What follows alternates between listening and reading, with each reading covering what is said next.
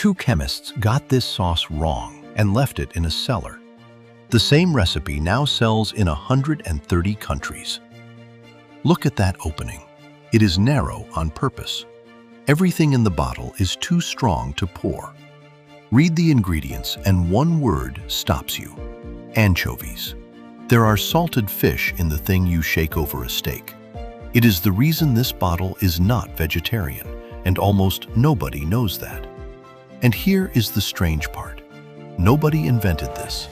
It was a mistake, and somebody forgot to throw it out. For this, you go back to the 1830s. Every year, England took its men back from India. They brought crates and cloth home with them, and a taste they could not name. What came to the table in Bengal was completely foreign to them.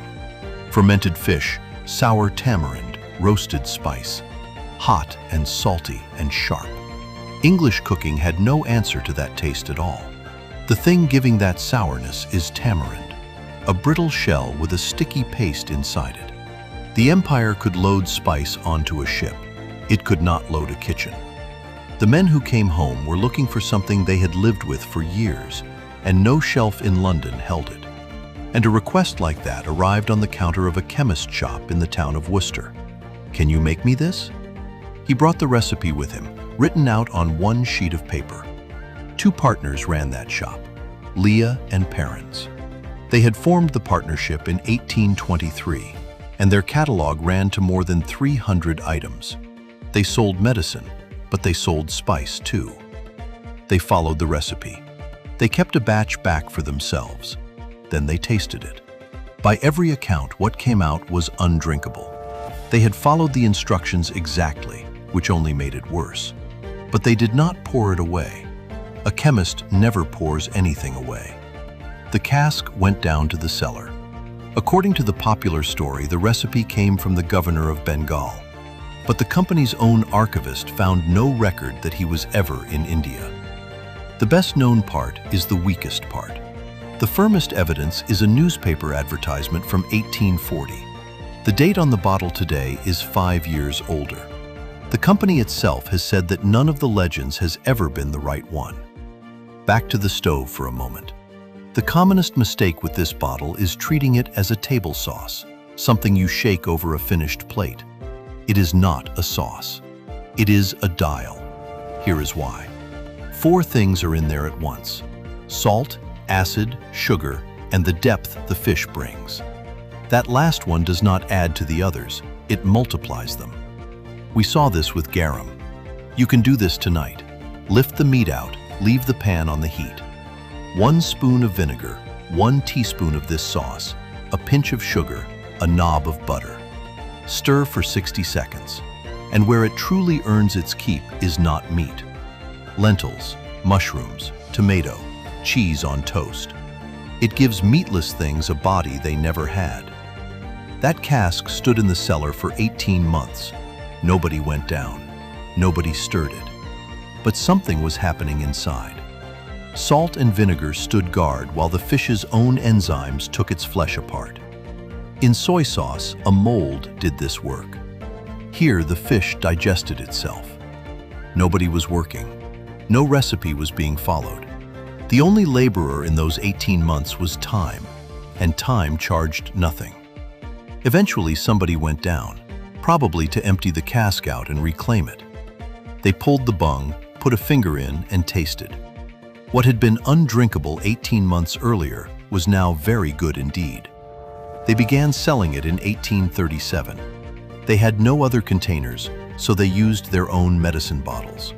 That long-necked shape was never changed, and it is still on the shelf today. Here is the oddest part. That weight is no longer an accident. 18 months is a production step, written on the label.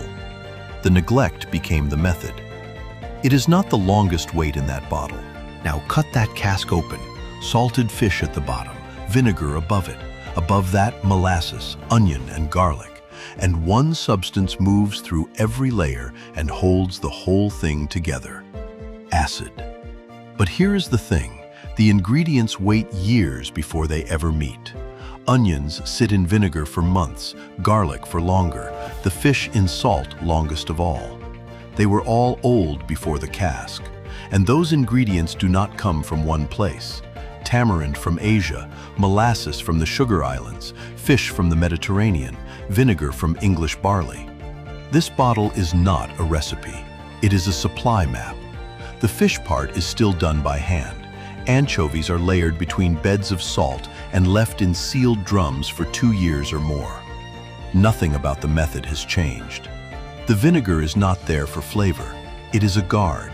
It keeps the whole thing too sour for anything spoiling to live in. Add it all together, and something close to 4 years passes before the liquid in that bottle reaches you. You use it in 1 second, about a teaspoon at a time. The spread of this sauce was no accident. They put bottles in the dining saloons of the ocean liners and paid the stewards to serve it. You did not discover this. It was served to you. In 1839, the first case reached New York. The family who imported it stayed with the trade for more than 100 years. It became the oldest bottled condiment on American shelves. Within 10 years, the bottles reached the gold camps of California. There, the job was not flavor.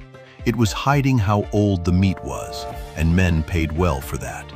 They wrapped the bottles in paper, not for looks, so the glass would not break when it knocked about in a ship's hold. Bottles bound for America are still wrapped today, protecting nothing at all. And the original still comes out of the same town it started in. Nearly 2 centuries on, it has never been made anywhere else. The imitators had to work around that. Success brought copyists at once.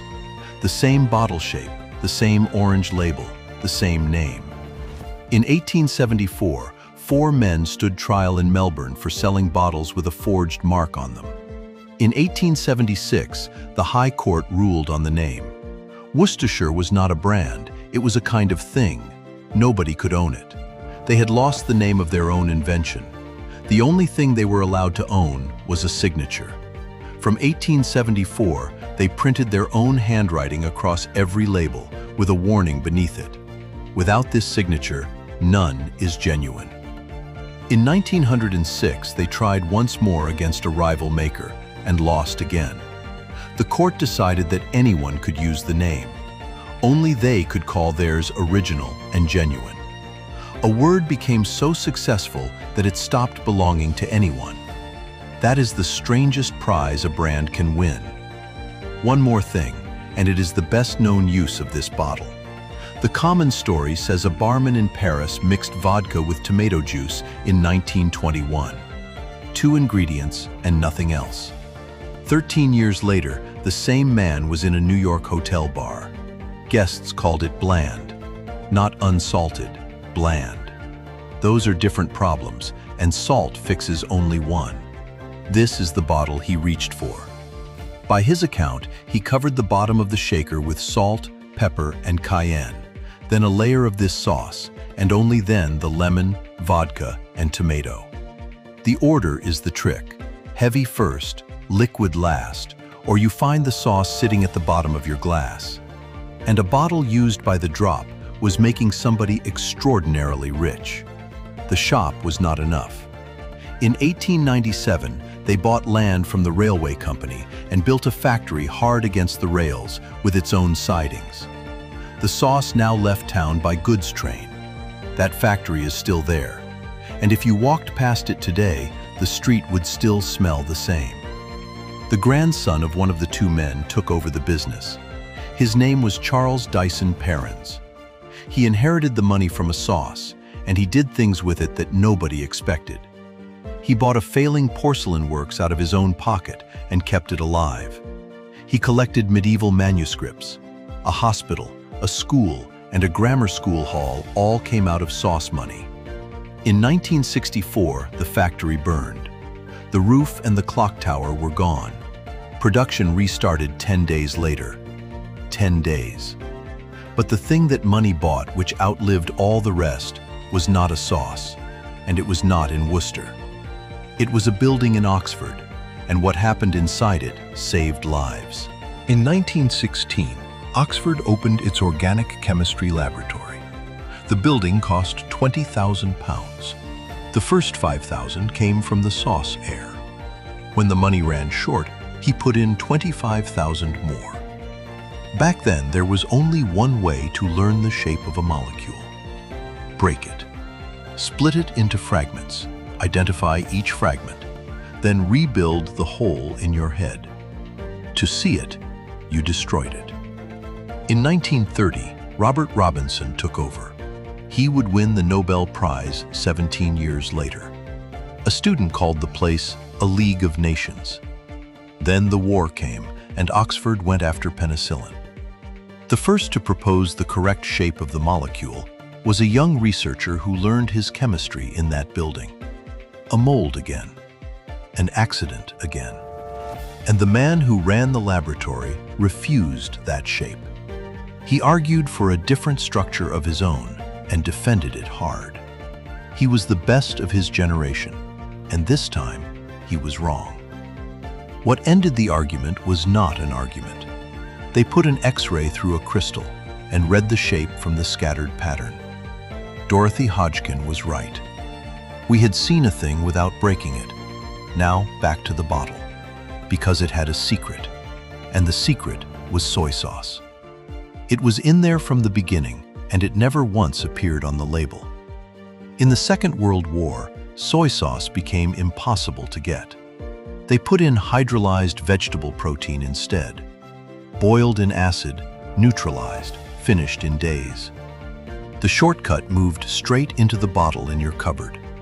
The war ended. The substitute was cheaper, so the soy sauce never came back. And it was not the last thing this bottle would quietly lose. In 2009, the factory archivist found an old ledger in the rubbish and rescued it. Inside was the recipe as it stood in 1907. Soy sauce was on the list. The fish is still in there. It arrives in drums after years in salt, mostly from boats working out of Spain. It is the oldest part of the bottle, and also the most fragile part. The anchovy is among the most volatile resources on Earth. Warm the ocean a few degrees, and the shoals scatter and seasons close. The bottle on your shelf depends on a wind far out at sea. Add up what sits behind that 1 second. An empire's appetite, a forgotten cellar, a century of ships, a courtroom, a bar counter, a laboratory, and a shoal of fish out at sea. Now go back to that shelf. The bottle is still there, its paper torn, a dried ring around its neck. Nobody invented this. 2 men failed at a recipe and forgot to throw it out. The forgetting became the recipe. Now we write that forgetting into a calendar and carry it out in a factory. This bottle lost its name in court because nobody could prove they owned it. Now think of the opposite. A liquid that moves through 5 different casks over 12 years.